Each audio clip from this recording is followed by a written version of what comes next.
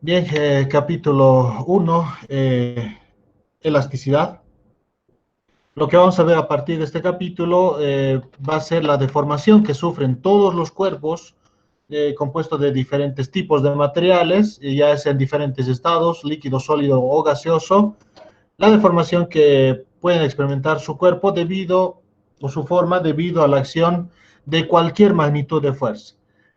Entonces, si una fuerza se está aplicando con una determinada magnitud sobre un cuerpo, este se va a deformar, va a cambiar sus dimensiones, va a cambiar el orden de sus moléculas, se van a desagrupar, se van a mover, va a cambiar la distancia media de separación entre las moléculas y, por supuesto, al haber este movimiento, eso va a implicar que muchas de sus características físicas también cambian, muchas de las características físicas que van a depender de las dimensiones del objeto.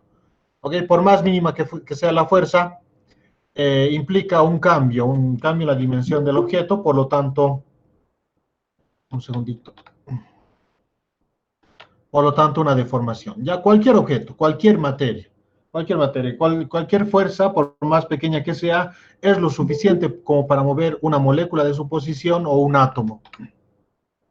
¿Ya? Porque son partículas tan pequeñitas que prácticamente no tienen inercia, ¿no? Entonces, con la más mínima acción de la fuerza, estas moléculas o átomos van cambiando de posición, van cambiando su distancia de separación media, y eso hace que el sistema ya no sea lo mismo que antes, se deforma.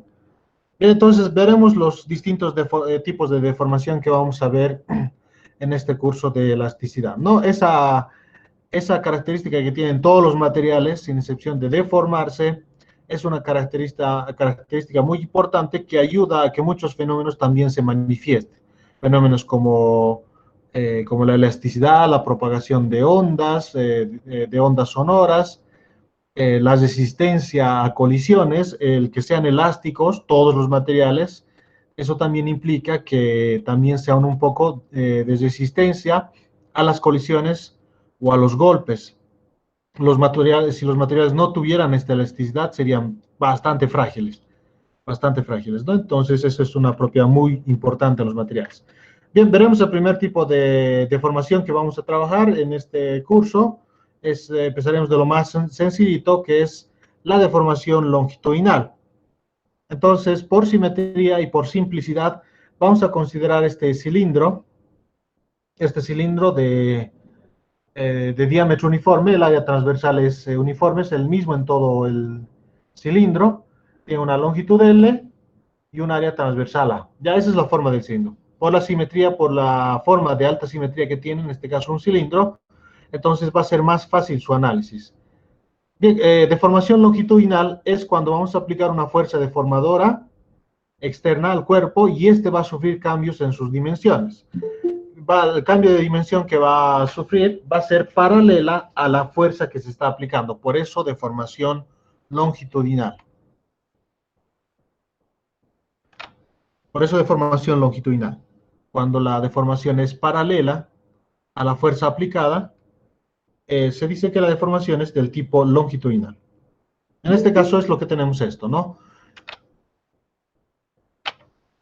En este caso tenemos este cilindro con esta área transversal A, la longitud inicial del cilindro es L, esa es la longitud en la cual vamos a estudiar. Por supuesto tiene más dimensiones como su diámetro o su diámetro, por ejemplo, el radio, etcétera. Entonces esas partecitas de este fenómeno lo vamos a utilizar, lo vamos a analizar un poco más adelante. Por ahora nos concentraremos en la longitud que tiene este cilindro. Entonces, paralela a la longitud, se le aplica una fuerza en ambos extremos del cilindro. ¿No? En ambos extremos para que el cilindro esté en su forma estática, esté en reposo.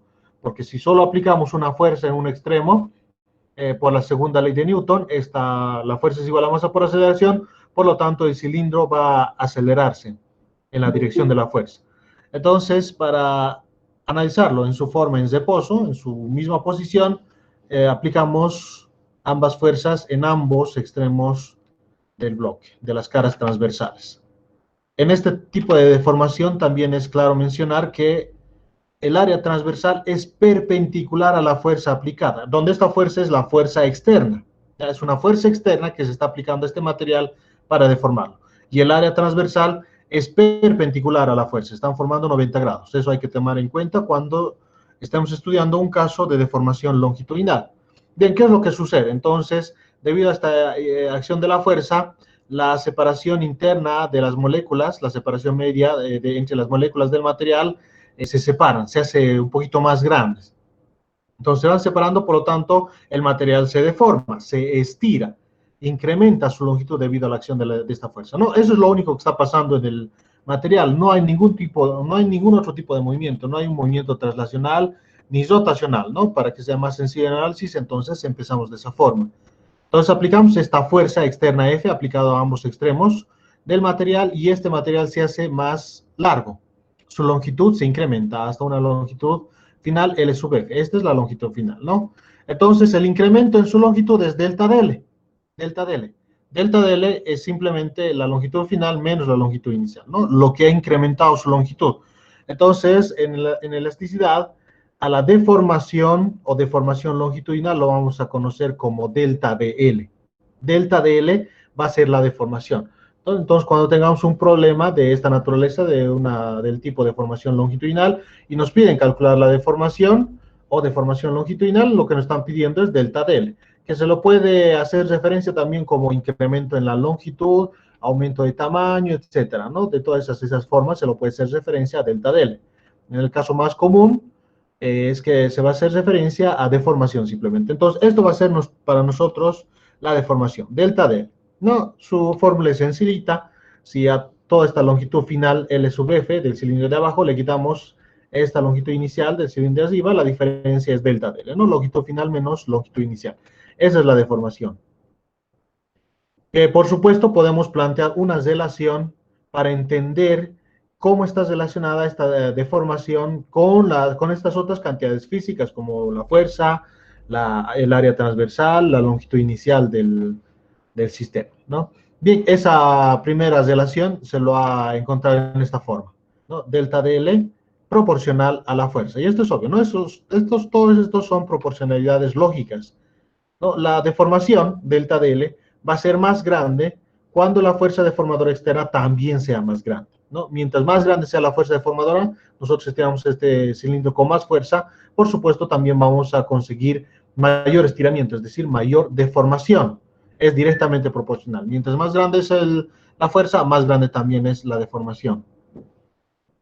Bien, pero la deformación no solo se relaciona con la fuerza. Pero esta primera relación que hemos mostrado acá es la ley de Hooke. Ley de Hooke. Ya tienen experiencia con la ley de Hooke, lo habían visto en física básica 1 igual, la ley de Hooke lo habían aplicado para resortes. En ese caso ustedes vieron la formulita fuerza igual a menos K por X, donde en este caso esta fuerza es la fuerza interna del resorte y X es su deformación, lo que se estira o comprime, ¿no? Y K su constante elástica, donde este negativo implicaba que esta X, que es la deformación del resorte, es opuesta a la fuerza elástica del resorte, ¿ya? Ambos son vectores, tanto la fuerza como esta deformación X. Entonces el negativo implica las direcciones opuestas que tienen tanto la deformación del resorte como la fuerza elástica del resorte. Esta también es la ley de Hooke, igual es la ley de Hooke. Esta relación proporcional entre la fuerza y la deformación. En nuestro caso la deformación la estamos llamando delta del, pero en este caso no hay este negativo, ¿no? No hay este negativo. ¿Por qué no hay negativo? Porque acá la fuerza que estamos considerando es una fuerza externa al sistema, ¿no? Esta fuerza que trabajaron en física 1 es la fuerza elástica del resorte. Recordando un poquito, si acá teníamos un resorte de esa forma, y nosotros lo estirábamos, este resorte, por decir hasta ahí, de esa forma, entonces teníamos esta deformación, X, como es un estiramiento, este X es un vector. Esa sería la dirección de la deformación. Y este resorte quiere volver a su forma original, no deformada, ¿ya? Quiere estar en su forma no deformada, así como está. Entonces lo que hace este resorte es ejercer internamente una fuerza elástica para volver a su forma no deformada. Y lo mismo pasaría cuando se comprime. Entonces el vector de formación está a la derecha acá y el vector fuerza elástica interna del resorte es a la izquierda, ¿no? Entonces direcciones opuestas, por eso es el negativo acá. Esta fuerza elástica es la fuerza del resorte, es la fuerza del resorte que ejerce para volver a su forma original, ¿no? Internamente el resorte quiere volver a comprimirse, si está estirado, entonces ejerce esta fuerza elástica. En nuestro caso, la fuerza es externa, la fuerza deformadora que está generando esta deformación es externa. Por supuesto, este cilindro también tiene sus fuerzas internas que hacen que quiera volver a su forma no deformada, el cilindro. ¿Ya? Y eso va a ocurrir seguramente si es que retiramos estas fuerzas externas deformadoras. Si las retiramos, entonces el cilindro va a volver a su forma original, va a como resortear, ¿no? Se va a volver a comprimir y vuelve a su forma original, ¿no? Esa fuerza con la cual se está comprimiendo para volver a su forma original son las fuerzas internas moleculares que aplica el sistema para volver a su forma original. ¿Ya? Esas fuerzas internas existen acá también, existen. Justamente por esa investigación es que se ha descubierto esas fuerzas internas que se han podido fabricar muelles, resortes, etcétera, ¿no? Entonces, esa es la diferencia principal, ¿no? En la ley de Hooke, en física básica 1, teníamos el negativo acá y esta fuerza es la fuerza elástica interna del resorte. Esa es la que se analiza acá, en física básica 1. Nosotros, en este caso, estamos analizando la fuerza externa, la fuerza deformadora. La fuerza deformadora. Una vez que se deje de aplicar esta fuerza, se suelta el cilindro vuelve a su forma original, sin deformarse. ¿Okay? Esa es la principal diferencia respecto a la ley de Hooke que se aplica en física básica 1, que es lo mismo, solo el punto de vista es diferente, ¿no? En nuestro caso, una fuerza externa, y en física básica 1 es la fuerza interna del sistema. En la ley es la misma para ambos. Justamente en honor a Hooke, se le ha puesto a esta proporcionalidad, la ley de Hooke, porque él justamente ha establecido esa proporcionalidad, lo ha estudiado, era un físico inglés igual. Entonces, no, él se ha establecido esta relación, esta proporcionalidad de la deformación en los materiales con la fuerza deformadora. Esa proporcionalidad es lineal, no es ni potencial, ni inversa, etcétera, no es lineal, así de simple, la ley de Hooke. Bien, estas otras proporcionalidades también son lógicas. La deformación es proporcional a la longitud, quiere decir a la longitud inicial. L simplemente L es la longitud inicial. No es necesario que lo pongamos acá en un subíndice L sub I. Ya, cuando hablemos de L, simplemente, si hablamos de L, se sobreentiende que eso es un patrón inicial, es decir, L inicial. Cuando se hable de final, vamos a denotarlo justamente con el subíndice F, longitud final. ¿Ya? Entonces, la deformación nos dice que es proporcional a la longitud inicial. A la longitud inicial. Es decir, si este cilindro fuera más largo, el doble de largo, por ejemplo, y le aplicamos la misma fuerza deformadora, la deformación que conseguiríamos sería el doble, porque la longitud va a ser el doble de largo, ¿ya? Una proporcionalidad lineal. No, si este cilindro se deforma, delta de L, si tuviéramos un cilindro al lado, aplicándole la misma fuerza F, también se deformaría delta de L. Y si ese cilindro lo unimos a este cilindro, la deformación de ambos se sumaría. 2 veces delta de L sería la deformación total de todo, ¿no? Delta de L. No, si quieren, mientras más longitud tenga el cilindro, hay más moléculas, contiene más moléculas, y cada una de estas moléculas, bajo la acción de esta fuerza, se van a ir separando. Su distancia media de separación se va a incrementar. Mientras más moléculas existen en el cilindro, mientras más moléculas se vayan separando, entonces la separación de todas esas moléculas cada vez va a ser más grande. Mientras mayor sean las moléculas separadas, mayor va a ser la deformación total, ¿no? Porque la deformación total es eso, es la suma de todas esas separaciones que tienen las moléculas entre ellas debido a esta fuerza deformadora F, ¿no? Y si tenemos poquitas cantidades de moléculas, eso va a implicar que la longitud final sea más pequeña, ¿no? Más pequeña, y eso va a hacer, por lo tanto, que tengamos pocas moléculas, y si esas poquitas moléculas se van separando, la suma total de esas separaciones, que va a ser delta del, también va a ser poquita, ¿no? Porque pocas se van a sumar, ¿no? Entonces, tiene lógica también, si se lo analiza muy bien este aspecto de la deformación en función de la longitud inicial del cilindro. Esa proporcional, lógica también. Esta otra proporcionalidad también es lógica, que es la deformación es inversamente proporcional al área transversal. ¿No? La deformación inversamente proporcional al área transversal. No, ya no es proporcionalidad. Es decir, que cuando el área transversal sea más pequeña, la deformación es más grande. Cuando el área transversal sea grande, la deformación es pequeña. Justamente lo opuesto. proporcionalidad inversa, ¿no? Bien, ¿cómo de lógico es esto? Por ejemplo, si tenemos este cilindro, ¿no? Este cilindro con un área transversal A y bajo la acción de esta fuerza F, la deformación que se consigue es delta D. Bien, cómo podemos una forma de cambiar, por ejemplo, el área transversal de este cilindro? Es poniendo otro cilindro acá, ¿no? Poniendo otro cilindro justamente al lado del otro, de esa forma, ¿no? De la misma longitud y el mismo área transversal. Este otro cilindro que pondríamos al lado de ese también tendría un área transversal A. Entonces, a ambos juntos le aplicamos la fuerza deformadora. No, la fuerza deformadora ahora se está aplicando a ambos, la misma fuerza deformadora anterior, ¿no? Entonces, solo que el área transversal ahora es el doble, porque los dos cilindros ya están al lado. Entonces, si los dos cilindros están de esta forma, paralelos, entonces ambos son mucho más fuertes, entonces más difícil de formar. Por lo tanto, la deformación que vamos a conseguir es mucho más pequeña comparado con la deformación anterior, aplicada a un solo cilindro. Entonces, si deformamos dos cilindros, la deformación es más pequeña porque juntos son más fuertes. Imagínense que tengan, por ejemplo, una liguita, entonces lo estiran una liguita y lo deforman, ¿no? Fácilmente. Se puede ver claramente el incremento en su longitud en una liguita.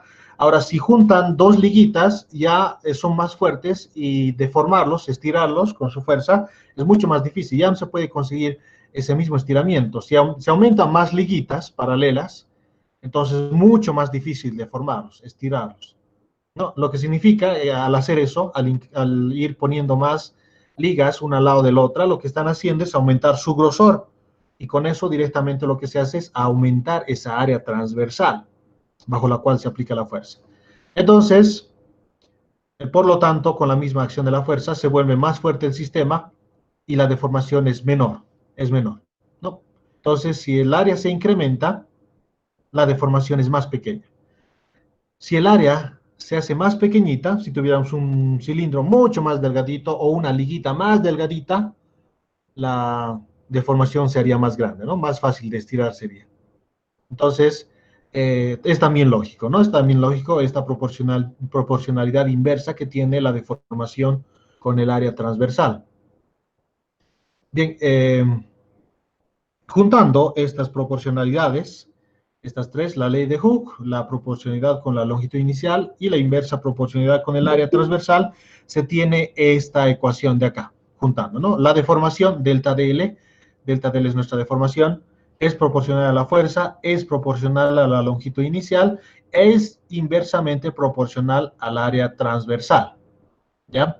Entonces ahí está juntando las proporcionalidades. Por supuesto, nos falta incluir en esta ecuación una característica física más del sistema, y esa la vamos a introducir, va a ser una constante, y al introducir esa constante, esta proporcionalidad se va a convertir en igualdad, ¿ya? Este simbolito de acá es proporcionalidad, no es el ángulo alfa, ¿ya? Es parecido a la igualdad, pero no exactamente, ¿ya? No exactamente.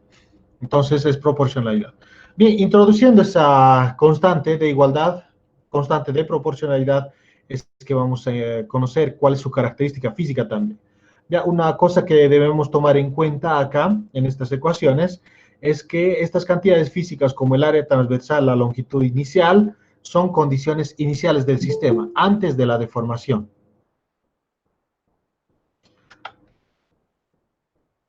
Antes de la deformación, jóvenes. ¿Ya? Porque después de la deformación, cuando aplicamos la fuerza externa deformadora, la longitud ya no es el mismo, se vuelve más grande. Y el área transversal tampoco es la misma, porque como verán en el grafiquito, y eso es lo que se puede ver en la realidad, se vuelve más delgado también el cilindro, ¿no? Se adelgaza. El área transversal acá ya no es el mismo. Esta tiene un área transversal final, que no es la misma, es más delgadita, es más pequeña acá, se adelgaza. Entonces, esas cantidades, cuando utilicemos la fórmula, ¿qué cantidades vamos a reemplazar acá? Y los valores, antes o después de la deformación, tiene que ser antes de la deformación. Porque una vez que ocurre la deformación, todo eso cambia, ya no es lo mismo. ¿Ok? Bien. Introduciendo esa constante de proporcionalidad que les mencionaba, entonces, y despejándolo, ¿no? Acá tenemos de esta forma, la longitud inicial que estaba multiplicando a la fuerza sobre el área pasa a dividir a la deformación en esta proporcionalidad. Y por lo tanto lo que vamos a obtener es esta ecuación, ¿no? esta longitud inicial que estaba acá multiplicando la fuerza pasó a dividir al otro lado de la proporcionalidad. Bien, introduciendo la constante de proporcionalidad, entonces tenemos esta ecuación. Y esta es la ecuación, la encuadramos en rojo. Esta ecuación vamos a utilizar para resolver ejercicios, donde la constante de proporcionalidad que estamos utilizando acá es esta letra Y mayúscula, ya la constante de proporcionalidad. Bien, ¿quién es esta constante de proporcionalidad? ¿Qué característica física tiene? Bien, sucede que esta constante de proporcionalidad es el módulo de Young. Se lo conoce de esa forma. ¿Ya? Módulo de Young. Bueno, esto era para comprensión. Antes de eso hablaremos un poquito más respecto a esta. Esta constante de proporcionalidad es una constante que solo depende de las características del tipo de material con el cual está hecho el cilindro. ¿No? Es la capacidad que tiene un material a oponerse a la deformación. Mientras más grande sea su módulo de Young, más se opone al cambio en sus dimensiones, más se opone a la deformación. Mientras más pequeñito sea su módulo de Young del material, entonces menos se opone también a la deformación. Por ejemplo, las liguitas comunes tienen un módulo de Young bastante pequeño porque fácilmente se las puede deformar, cambiar su longitud, sus dimensiones.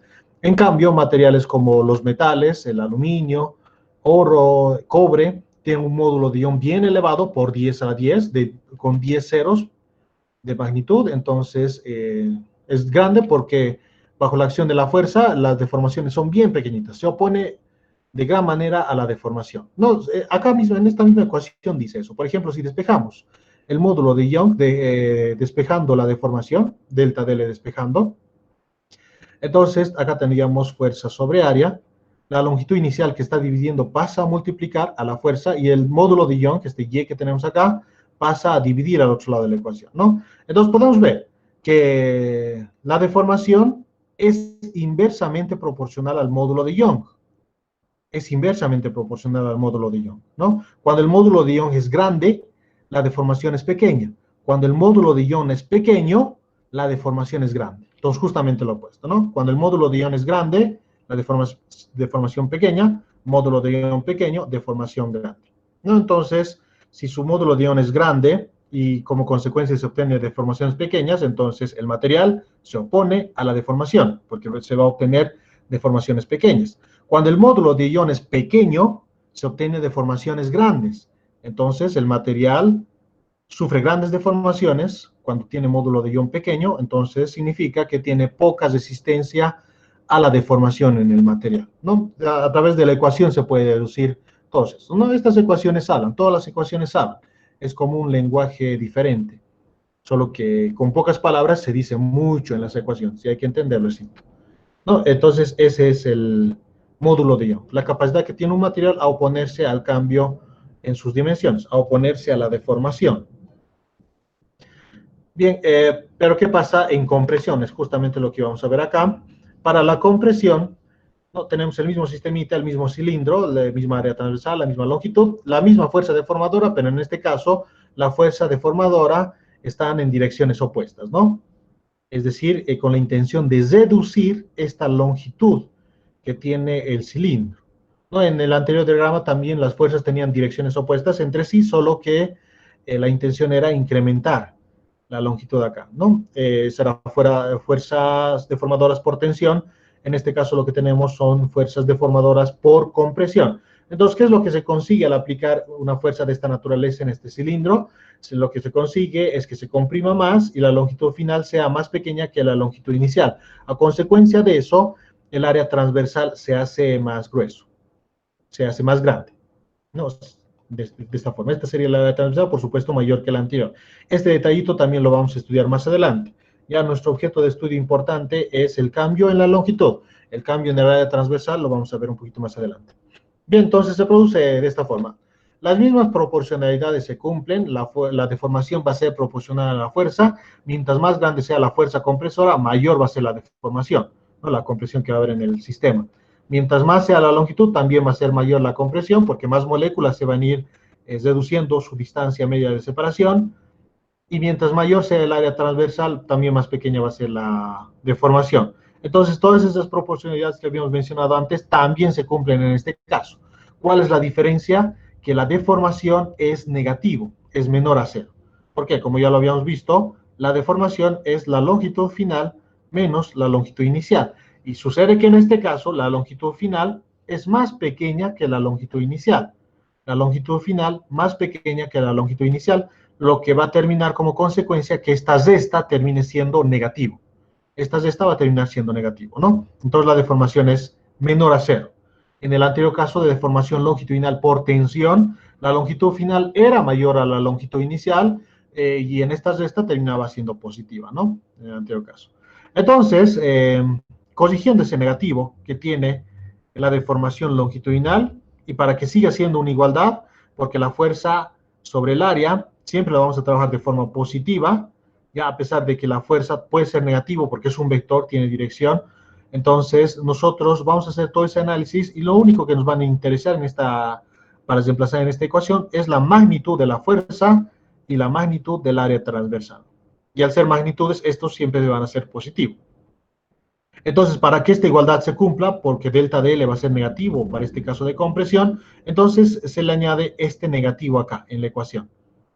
Entonces, cuando tengamos un problema de deformación longitudinal por tensión, utilizamos esta primera ecuación con positivo, y cuando tengamos una deformación longitudinal por compresión, utilizamos esta segunda fórmula con este negativo acá. ¿Ok? Esas son las dos formitas. Todo el fenómeno físico es prácticamente el mismo. Es la única diferencia. Bien, les decía respecto a esta constante que habíamos visto, que es el módulo de Young. ¿No? Se lo llama justamente Young en honor a este físico, también inglés. La mayoría de los científicos en esta época eran ingleses, ¿no? De Europa y generalmente ingleses, ¿no? En esa época es justamente cuando tuvo mayor expansión también en el Imperio Británico. Bien, es otro tema, pero... las unidades del módulo de Young en el sistema internacional, por análisis dimensional, podemos ver que es Newton sobre metro cuadrado. Delta de L, la deformación en el sistema internacional, unidades de metro, ¿no? Longitud menos longitud. Abajo tenemos también la longitud inicial, unidades en el sistema internacional, metro, por lo tanto acá no aporta nada al análisis dimensional, pero en el lado izquierdo de la igualdad sí, las unidades de la fuerza en el sistema internacional, newtons, del área metro cuadrado. Entonces, como esto es una igualdad, adimensional en unidades también debe permanecer una igualdad, lo que significa que Young, esta constante que hemos introducido, sus unidades en el sistema internacional son newton sobre metro cuadrado. Y esta combinación de unidades da como resultado el pascal. Newton, la combinación de unidades de newton sobre metro cuadrado es el pascal, que también se utiliza como unidad para la presión. En este caso también se utiliza para el módulo de Young, este módulo de elasticidad para deformaciones longitudinales, y también vamos a ver más adelante que también se va a utilizar para otro tipo de cantidad física también esta misma unidad de medida. Ya. Thomas Young. Young es justamente un científico que ha estudiado estas propiedades de la deformación de los materiales, más o menos paralelo a Hooke, ya en la misma época, solo que Young ha ido mucho más lejos, Thomas Young. Aparte de estudiar la deformación de los materiales, se ha puesto a calcular esta constante para diferentes tipos de materiales. Por eso, en su honor, a esta constante se lo ha puesto el módulo de Young, en su honor, porque justamente le ha calculado de muchos materiales esta constante. No, también hizo investigación en muchas áreas de la física, e interferencia de ondas electromagnéticas, rendijas de iones, etc. Entonces, cuando vayan tocando esos diferentes campos, seguramente lo van a ir mencionando. Bien, continuemos. Acá están todas las constantes que vamos a utilizar para los distintos materiales. Ya, esta tablita del módulo de Young de estos materiales les voy a dejar también al final de la guía de ejercicios que vamos a utilizar para resolver problemas, que lo voy a subir más tardecita al Classroom. Me he olvidado subirlo, pero lo voy a subir, jóvenes, no se preocupen. Ya, también acá hay otros módulos de elasticidad como el volumétrico, el módulo de corte y el coeficiente de Poisson, que lo vamos a ver más adelante de qué tratan estos módulos de elasticidad. Ya, estos son los que vamos a utilizar, jóvenes, estas constantes. Ya, seguramente la bibliografía, ir buscando por internet o consultando otros libros, seguramente va a ver que para el aluminio o cobre, estos módulos de Young son ligeramente diferentes.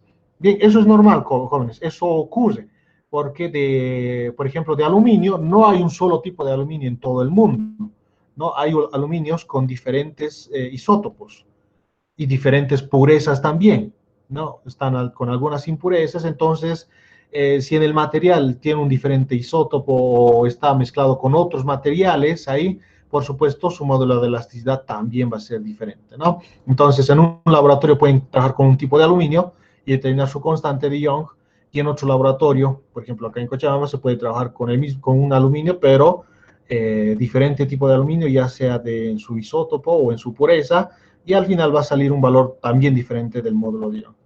Entonces, hay diferencia, hay diferencia. Eso no es que esté mal uno o el otro, ambos están bien, solo que están trabajando con distintos tipos del mismo material. ¿Ya? Y por lo general lo que se hace en los libros o en referencias bibliográficas es dar un valor promedio de estas constantes de elasticidad, un valor promedio, ¿no? Agarran estos valores de las constantes de elasticidad de estos diferentes tipos de un mismo material y sacan el promedio, y eso es generalmente lo que se utiliza. Bien, nosotros vamos a trabajar en esto para no utilizar diferentes valores de un mismo material. Con estos valores vamos a trabajar, jóvenes. No necesita memorizárselo, es imposible, ni yo me lo sé. Eh, entonces debe estar ahí en su tablita para que lo consulte en cualquier momento cuál es el módulo correspondiente para cada tipo de material. Ya les voy a dejar también en la guía esta tablita. Bien, continuemos. Bien, vamos a trabajar con dos cantidades físicas popularmente utilizadas para describir un poquito más fácilmente la deformación en los materiales. Esas dos cantidades físicas son el esfuerzo y deformación unitaria. Bien, el esfuerzo, por definición, es la cantidad de fuerza por unidad de área, ya sea área transversal o área paralela, ¿ya? En cualquier caso, igual es el esfuerzo. No, fuerza sobre área. No necesariamente ambas cantidades, como la fuerza y el área, deben ser perpendiculares, como sucede en la deformación longitudinal. También pueden ser paralelas. No, una vez más digo en este caso que no importa cuáles son las direcciones de la fuerza y la dirección del área transversal, la normal del área transversal, la perpendicular, ¿no?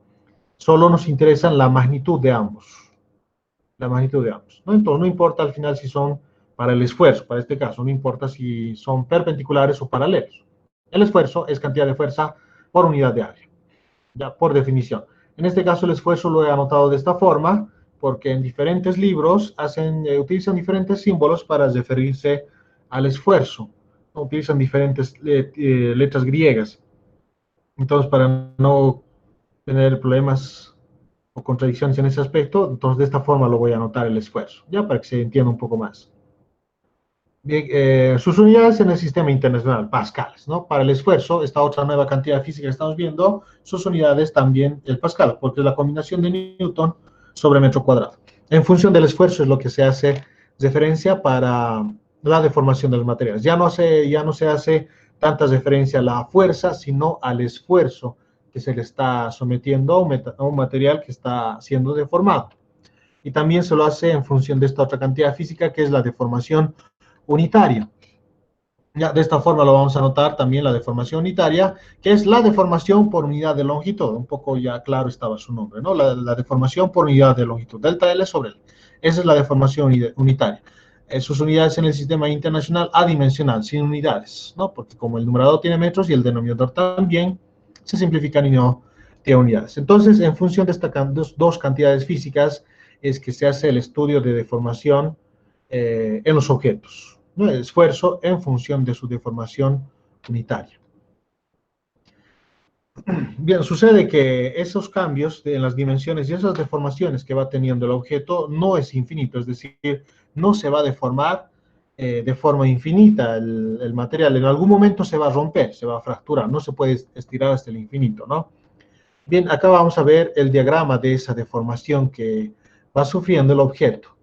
Justamente vamos a estudiar eso, el esfuerzo que se somete al objeto en función de su deformación unitaria, su deformación por unidad de longitud, ¿no? Entonces, obviamente vamos a partir del origen porque cuando el esfuerzo es cero, Si el esfuerzo es cero, eso implica que la fuerza externa del deformador es cero, ¿no? Entonces, cuando el esfuerzo es cero, no hay nada de deformación en el objeto. A medida que incrementamos el esfuerzo o la fuerza deformadora, también se incrementa la deformación y por lo tanto también la deformación unitaria. Y esa relación entre ambos, entre la deformación y el esfuerzo, es lineal, ¿no? Según esta línea Z, se van deformando. Esta primera gráfica que vamos a analizar va a ser para un material dúctil, ¿no? Como lo menciona acá. Un material dúctil es un material que tiene amplio rango de deformación. Ya no es que sea fácil de deformar, sino tiene amplio rango de deformación. Bien, pero esta relación funcional lineal solo se cumple hasta un cierto punto nomás, no es para toda la deformación. Justamente esta relación funcional es lo que ha establecido Hooke, esta es la ley de Hooke, una relación funcional entre el esfuerzo y la deformación unitaria, que también sería lo mismo, también sería una relación funcional lineal de la fuerza en función de la deformación nomás. Bien, pero esto se cumple hasta un punto límite. Ese punto crítico se llama límite proporcional. Ya una vez que le apliquemos mayor fuerza, mayor esfuerzo al sistema, entonces hay una relación que ya no es lineal. En esta región, la variación del esfuerzo en función de la deformación unitaria es una curva, ya no es una línea recta. En acá ya no se cumple la ley de Hooke, por lo tanto ya no se cumple la ecuación que antes habíamos mencionado. Esta zona todavía se caracteriza por ser una zona de deformación elástica. De cualquiera de estos puntos de esta gráfica, ¿no? Hasta este punto, incluso incluido en esta gráfica curva, si soltamos o reducimos el esfuerzo desde cualquiera de estos puntos, también se va reduciendo la deformación, de tal manera que retorna al origen. Es decir, cuando finalmente el esfuerzo es cero, también la deformación se hace cero. El cuerpo vuelve a su forma original. Esa es una de las características de esta zona que se lo conoce como zona elástica. Bien, pero ¿qué pasa si incrementamos mayor que este punto crítico el esfuerzo deformador? Ingresamos a este punto crítico que es el límite elástico, si incrementamos más la fuerza y entramos en otra zona de deformación. Y la característica de esta zona es que ya no puede volver el material a su forma original. Y eso es una señal cuando el material dúctil se empieza a estirar, a deformar sin que exista incremento en la deformación. Es decir, por esta región de acá, vemos que la deformación se incrementa sin que apenas haya cambio en el esfuerzo. El esfuerzo es el mismo, pero la deformación se sigue incrementando, ¿no? Se sigue estirando como chicle, ¿no? Como un chicle lo dejan ahí sin que nadie le haga nada, entonces va incrementando su deformación. Entonces, es lo que se ve. Eso es una señal que en la deformación de un cuerpo que ya estamos entrando en la zona de deformación plástica. Ya estamos dejando la zona elástica de deformación, ya cuando ocurre ese comportamiento en el material, que por lo general puede ser muy pequeño o muy grande. Y ahí, a partir de ahí, la relación del esfuerzo en función de la deformación unitaria es cualquier cosa. Cada material tiene su distinto comportamiento, ya no es ni lineal, ni potencial, no es una parábola, no es una hipérbola, son funciones estáticas típicos de cada material, incluso en cada material suelen ser diferentes. Bien, pero eso ocurre, esto hasta un valor máximo. Este esfuerzo que podemos someter al material ocurre hasta un valor máximo, que es conocido, este punto crítico, como el esfuerzo máximo. El esfuerzo máximo. A partir de ahí, si pasamos ese punto crítico, en el material dúctil se ve este decaimiento en la curva esfuerzo-deformación unitaria.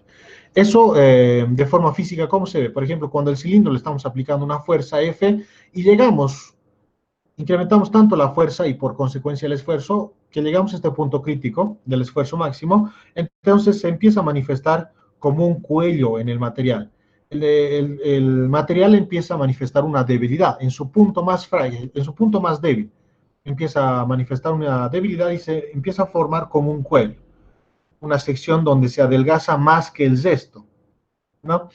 Entonces, a medida que va creciendo este cuello, es decir, que se va haciendo más delgado, se genera este decaimiento en la curva del esfuerzo y la deformación unitaria hasta que finalmente llegamos al punto de ruptura. Y justamente en esa parte es donde más probablemente se va a romper, se va a fracturar el objeto deformado, el cilindro. ¿ya? Hasta el punto de ruptura. Entonces, toda esta zona que desde donde dejamos la zona plástica, ingresamos en la zona, perdón, dejamos la zona elástica e ingresamos en la zona plástica. Toda esta región es zona de deformación plástica. Una de las características acá de la zona plástica es que el material, una vez que vamos retirando de forma gradual el esfuerzo, el material ya no vuelve a su forma original. Es decir, por ejemplo, de cualquier punto, por ejemplo, de este punto de acá, vamos retirando, vamos retrocediendo, vamos reduciendo el esfuerzo deformador, también la deformación también retrocede, ¿no? Va retrocediendo, pero aproximadamente con una línea paralela a la región proporcional, a esta línea recta, aproximadamente paralela, no exactamente. Entonces, si reducimos el esfuerzo, también se va reduciendo la deformación en el material, es decir, el material tiende a volver a su forma no deformada. Si estaba estirado, entonces tiende a comprimirse para volver a su forma original, pero no lo logra. Si este retroceso ocurre desde la zona plástica, en el material existe una deformación permanente, ¿no? Cuando el esfuerzo finalmente se hace cero, cuando llegamos a este punto, entonces la deformación no se hace cero, no se hace cero. Existe esta deformación permanente en el material, ¿no? Y eso es debido a esta reestructuración molecular. En esta parte, sin aplicar ningún esfuerzo, el material se ha ido estirando, ¿no? Sin aplicar esfuerzo. Entonces, eso ha sido una señal de que ha habido una reorganización molecular. ¿Ya? Y como ha habido esa reorganización molecular, se necesita una fuerza compresora para volverlo a su forma original, cosa de que no estamos aplicando. Lo que estaríamos aplicando acá es retroceder en la fuerza tensora, no aplicar ninguna fuerza compresora, ¿no? Bien, esa es la característica y el modo de comportamiento en un material dúctil. La mayoría de los materiales, metales, son materiales dúctiles, ¿no? Tienen este comportamiento. En cambio, un material frágil, una de las características de un material dúctil es que tiene una amplia zona de deformación longitudinal, una amplia zona de deformación, ¿no? La región donde se cumple nuestra ecuación solo es en esta región de acá, donde la relación es una línea recta. Ahí, en esa región, se cumple fuerza sobre área igual al módulo de Young delta L sobre, solo en esa región. Ahora, si tenemos, o si estamos estudiando un material que ya ha sido deformado hasta esta región plástica, por ejemplo, cualquiera que sea, en esa región ya no se cumple esta ecuación. Solo se cumple en esta pequeña región donde la relación proporcional es lineal. ¿Ya? En las otras regiones no se cumple la ecuación, ya es diferente. Bien, para un material frágil, si hacemos el mismo análisis, el comportamiento de su curva es diferente. Para un material frágil tenemos esfuerzo en función de la deformación unitaria. Igual en un cilindro puede ser, lo vamos estirando. La relación funcional también es lineal. En esta región se cumple esa ecuación, fuerza sobre área igual a módulo de Young delta L sobre L, hasta que llegamos a un punto crítico, que es el límite proporcional. Ya entramos luego en la región de deformación plástica. Ya la relación funcional no es lineal, en esta región ya no se cumple esa ecuación que vamos a manejar para resolver problemas hasta que llega al punto de ruptura. Y ese punto también es el esfuerzo máximo. Bien, así de sencilla es la curva para un material frágil del esfuerzo en función de la deformación unitaria. No tiene amplio rango de deformación. Las deformaciones que tienen son bien pequeñitas, bien pequeñitas. Frágil no significa que se pueda romper fácilmente. Frágil significa, en nuestro caso, que es un rango de deformación muy pequeño. En cambio, un material dúctil, su rango de deformación es bien grande, ¿no? Tiene una zona elástica grande nomás y una zona plástica mucho más grande todavía. En un material frágil, esos rangos son mucho más pequeños. Casi inmediatamente llega al punto de ruptura, ¿no? Bien, esa es la diferencia entre ambos tipos de materiales que podemos mencionar a grandes rasgos. Material frágil o dúctil. En ambos casos, en esta relación funcional donde es lineal la ecuación, ahí se cumple la ecuación, y en las otras regiones son diferentes las ecuaciones.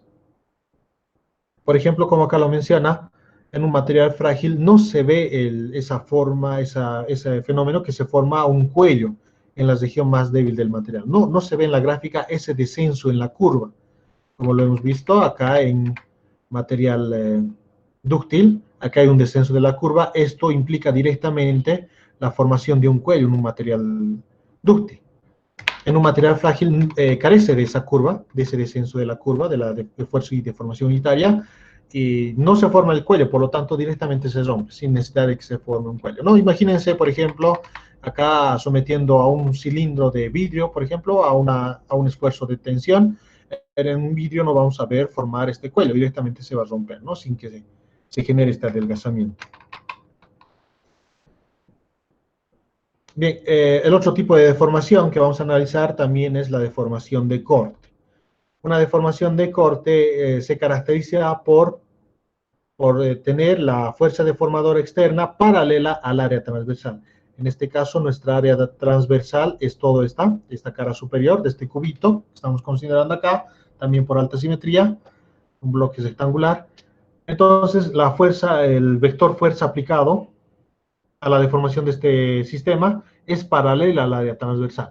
Si esta fuerza estuviera aplicada de esta forma, ¿ya? Este es el área transversal y esta sería la fuerza perpendicular al área transversal, la deformación sería del tipo longitudinal, ¿ya? Si las fuerzas serían de esta forma.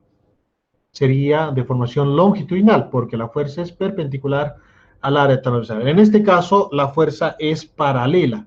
Y cuando se genera eso, es el área transversal, la fuerza aplicada es paralela, y cuando se ve esta situación, la deformación es de corte. ¿Cuál es la deformación que va a sufrir este material debido a la acción de esta fuerza? De esta forma, ¿ya? Esta es la deformación que va a haber. Entonces, este desplazamiento en la cara superior, que lo estamos llamando en este caso delta de X, esa va a ser la deformación en este caso más concretamente la deformación de corte, debido a la aplicación de esta fuerza externa F. En ambos casos también, perdón, en este sistema también hay ambas fuerzas en direcciones opuestas que garantizan que el sistema esté en reposo, ¿no? Y se deforme, cambie sus dimensiones con este delta de X. Bien, esta deformación de delta de X se aplica lo mismo que habíamos mencionado antes, es decir, va a ser más grande cuando la fuerza externa deformadora también sea grande. Esta deformación X también va a ser más grande si H también es grande. H. Ya, también va a ser más grande si el área transversal es pequeña. Es pequeña. Entonces, estas proporcionalidades son muy parecidas a las que habíamos visto en una deformación del tipo longitudinal. Ya no creo que necesita más detalles, ¿no? Es decir, por ejemplo, en este caso, deformación de corte, proporcionalidad proporcional a H, eso fácilmente se puede ver, por ejemplo, en los edificios, ¿no? En un edificio que es bastante alto, si hay vientos en el edificio hace que se tambalee, hace que oscile, ¿no? Entonces, se va moviendo. Y eso es debido a que es muy alto, porque esta misma magnitud de viento, esa fuerza que tiene el viento, en una casita normal, pequeñita, no se experimenta esa oscilación del edificio, ¿no? Eso es debido a qué? Debido a su altura, ¿no? Entonces, mientras más grande es el objeto, tiene más altura, esa deformación se nota mucho más. Si el objeto no tiene mucha altura, esa deformación casi es imperceptible, ¿no? Y es el mismo criterio con el área transversal, ¿no? Tenemos acá el edificio, recuerden que esta área transversal es la cara superior del edificio en este caso. Si nosotros juntamos al lado un edificio, juntos se hace más fuerte y bajo la acción del viento ya es más difícil que estos se tambaleen, ¿no? Que estos se vayan inclinando y oscilando. Si ponemos más edificios aún, eso es lo que estamos haciendo, con edificios uno al lado del otro, es incrementar su área que es paralela a esta fuerza deformadora. Entonces se hacen más fuertes y difícilmente se tambalean, ¿no? Mientras más delgadito sea, esa oscilación va a ser mucho más notoria. ¿Ya? Entonces esas proporcionalidades también son lógicas si se ponen a pensar de esa forma, ¿no? De combinando esas proporcionalidades, tenemos de esta forma: proporcional a la fuerza, proporcional a H, inversamente proporcional a A. H, que está multiplicando la fuerza, pasa a dividir a delta de X, a la deformación de corte. Tenemos esto. Esta proporcionalidad se convierte en una igualdad introduciendo una constante de igualdad. Esa constante de igualdad en este caso es S. ¿Ya? Este S es conocido como el módulo de corte. El módulo de corte. Sus unidades en el sistema internacional también son pascales. Eso lo pueden comprobar haciendo análisis dimensional en esta ecuación. Entonces, esta ecuación la encuadramos en rojo porque nos va a ayudar a resolver problemas que tengan que ver con deformaciones de corte. En este caso ya no hay dos fórmulas como el de longitudinal, uno con positivo y el otro con negativo. En este caso, para cualquiera que sea la dirección de la fuerza, a la izquierda, a la derecha, adelante o atrás, es la misma fórmula, porque en esa misma dirección se va a producir este desplazamiento delta de x, que es la deformación de corte. Ya en el caso de deformación longitudinal sí tenemos positivo o negativo, porque por tensión la deformación es positiva y por compresión la deformación es negativa, ¿no? Bien, todo el mismo comportamiento, jóvenes, solo que la diferencia en este caso es que la fuerza es paralela al área donde se está aplicando la fuerza. El otro tipo de deformación que vamos a analizar es una deformación volumétrica. Igual imaginemos un cubito al cual se le están aplicando tres pares de fuerzas, ¿no? Abajo, arriba, adelante, atrás, e izquierda y derecha. Esto va a hacer que cambie sus dimensiones también el cubito debido a la aplicación de estas fuerzas en todas sus caras y el cubito se haga más pequeño, por ejemplo, en este caso. También puede ser por expansión, ¿no? Todas las fuerzas invertimos su dirección y el volumen del cubito incrementaría. Bien, en este caso lo hemos hecho así, de esta forma, por compresión. Entonces, en este caso ya lo más apropiado para hablar por este tipo de deformación es la presión. Y la deformación que vamos a obtener en esta situación es el cambio en el volumen. No todas sus dimensiones van a cambiar, todas sus longitudes van a cambiar del cubito. Entonces, directamente, más apropiadamente sería hablar en el volumen, el cambio en el volumen que se está produciendo en este cuerpo. Esa es la deformación, o deformación volumétrica también lo podemos llamar.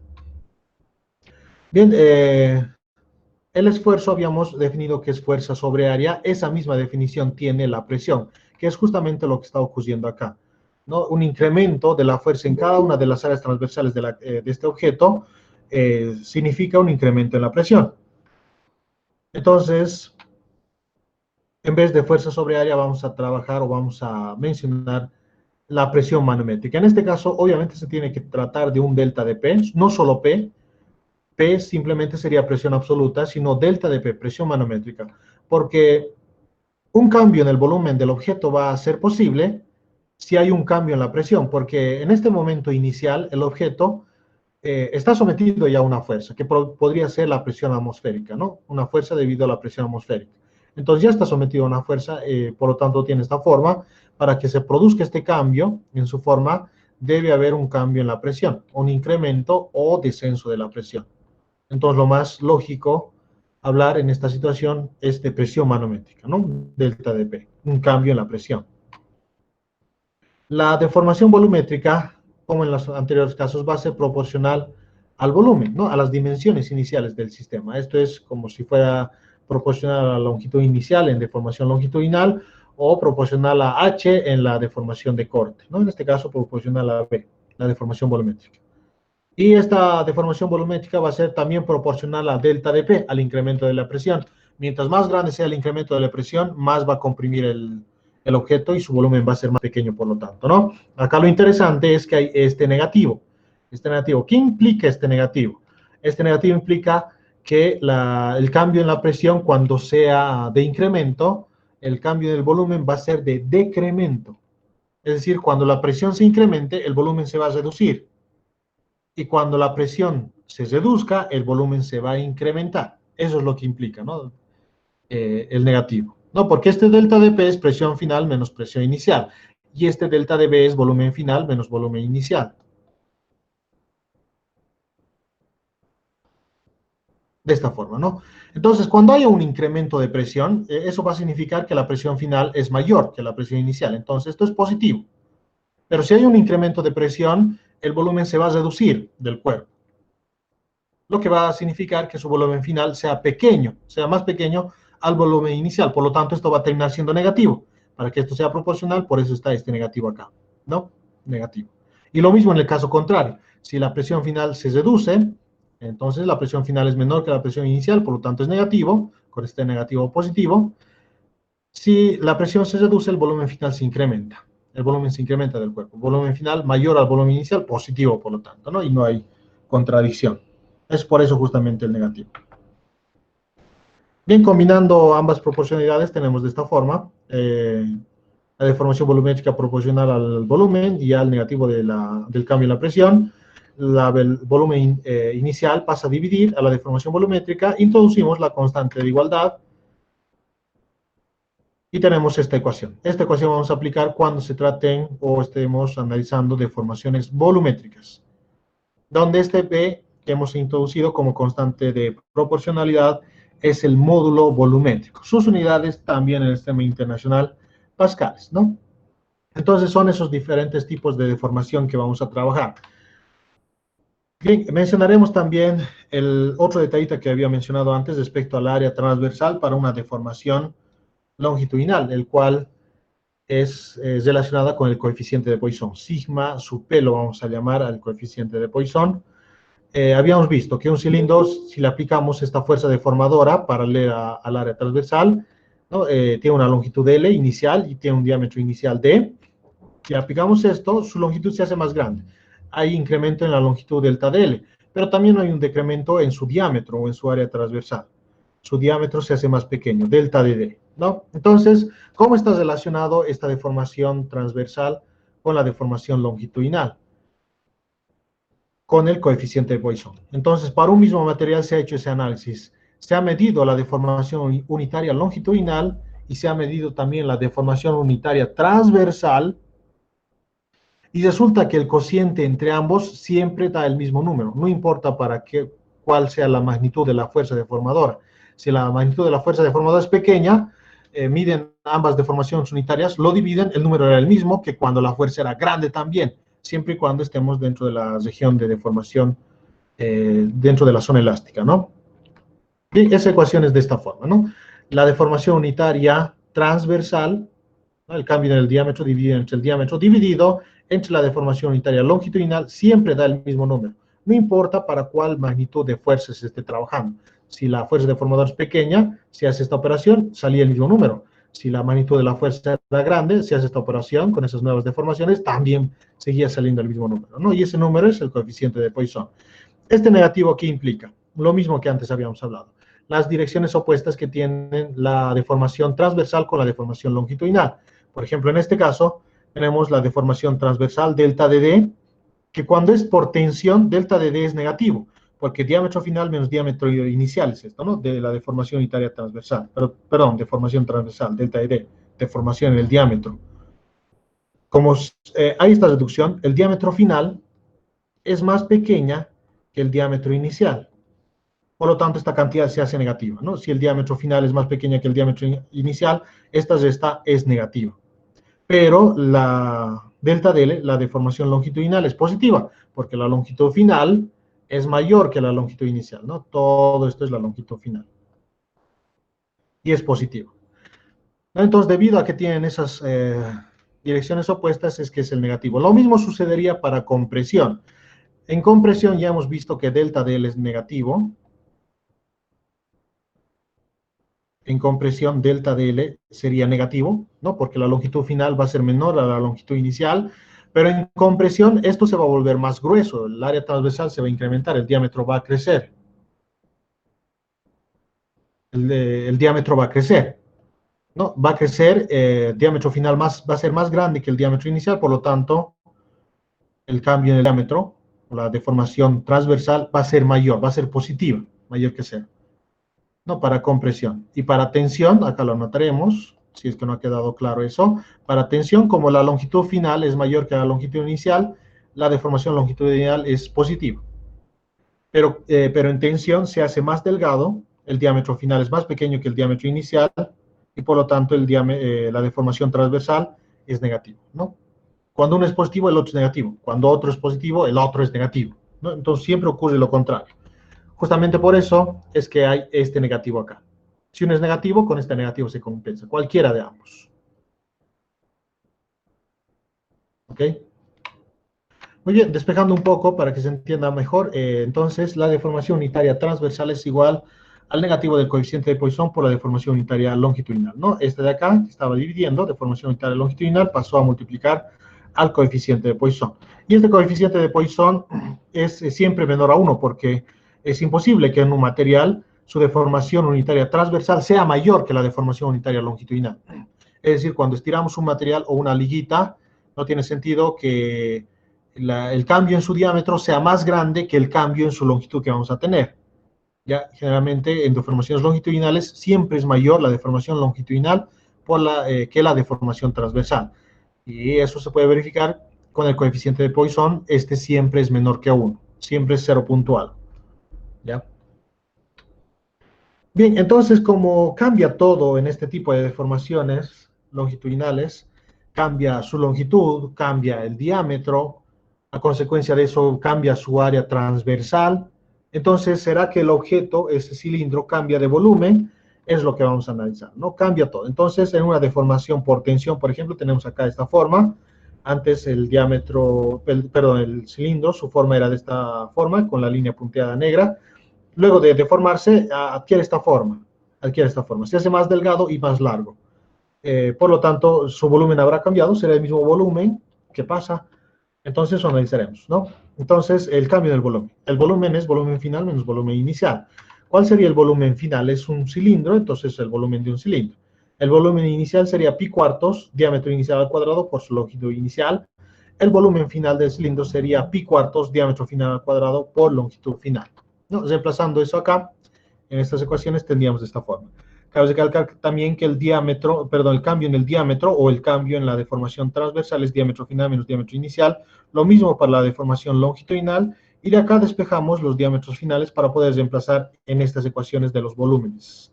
Diámetro final, longitud final, ¿no? Y reemplazado en delta de B.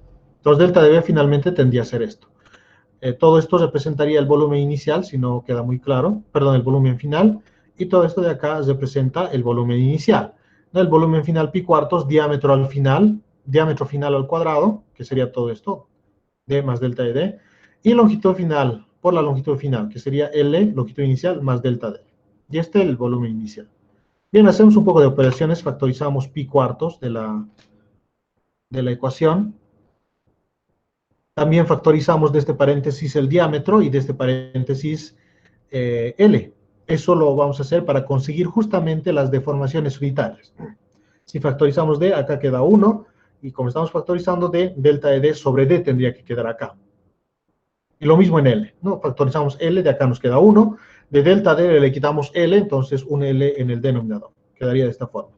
D cuadrado y L son factores comunes, en esta está, entonces la factorizamos también, y tenemos esto. Todo esto resulta que es el volumen inicial, ¿no? Todo esto de acá. Pi cuartos diámetro al cuadrado de, si no tiene subíndice, implica que es inicial. Diámetro inicial al cuadrado, longitud inicial al cuadrado es el volumen inicial. Teníamos de esta forma. Utilizamos la ecuación de Poisson que habíamos visto antes.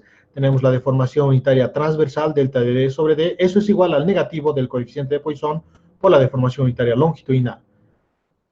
Este volumen inicial que está multiplicando pasa a dividir al otro lado de la igualdad. Pero antes lo que vamos a considerar es este hecho. Las deformaciones son siempre más pequeñas que las longitudes de los objetos, ¿no? Nunca es más grande. Siempre es más pequeño, mucho más pequeño. Lo que significa que un número pequeño dividido entre un número grande va a ser un número pequeño. Si elevamos al cuadrado ese cociente va a ser mucho más pequeño todavía. Un número pequeño elevado al cuadrado es mucho más pequeño, tanto que tiende a ser, tanto que se puede despreciar. Entonces, con eso en mente, hacemos esta operación. Resolvemos el binomio cuadrado del primer término menos el doble producto del primero por el segundo, etcétera. Y vamos a tener acá este cuadrado, ¿no? Entonces, por este criterio que habíamos mencionado, delta L sobre L al cuadrado igual a 0, entonces este término es despreciable. Multiplicamos este corchete con el paréntesis y otra vez aparece este término, delta L sobre L al cuadrado. También es despreciable. ¿Ya? Por el criterio que hemos mencionado, finalmente, menos 1 con 1 se simplifica.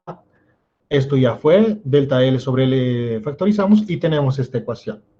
La deformación unitaria volumétrica es igual a la deformación unitaria longitudinal por 1 menos 2 veces el coeficiente de Poisson. Es decir, que el volumen cambia, va a cambiar porque existe ecuación. Si acá nos hubiera salido 0, eso hubiera significado que no cambia el volumen. Acá nos salió distinto de 0.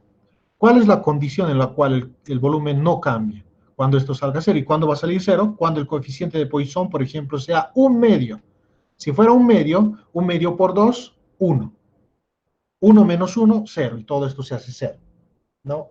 Entonces, el volumen no cambia cuando el coeficiente de Poisson es 0.5. Y sucede que el coeficiente de Poisson es siempre menor a 0.5. Muy rara vez llega a ser 0.5. Entonces, siempre hay cambio en el volumen del objeto, del material. Y si hay cambio en su volumen, todas aquellas cantidades físicas que dependen del volumen también cambian, como su densidad, etcétera, ¿no? Y todas las cantidades físicas que dependan de la densidad también van a cambiar, porque la densidad va a cambiar, el volumen va a cambiar, entonces, por eso es un sistema deformado, por eso se lo dice deforme, por eso no se lo dice cambio en su longitud nomás, sino no se lo dice un sistema deformado, porque todo cambia, no solo sus dimensiones, sino muchas otras características físicas del sistema. Muy bien, quedaremos acá, jóvenes. La siguiente clase continuamos con elasticidad y luego resolvemos ejercicios. Bien, la grabación va a estar disponible desde mañana, jóvenes, para que puedan retroalimentar. ¿Hay alguna pregunta o alguna observación, jóvenes, antes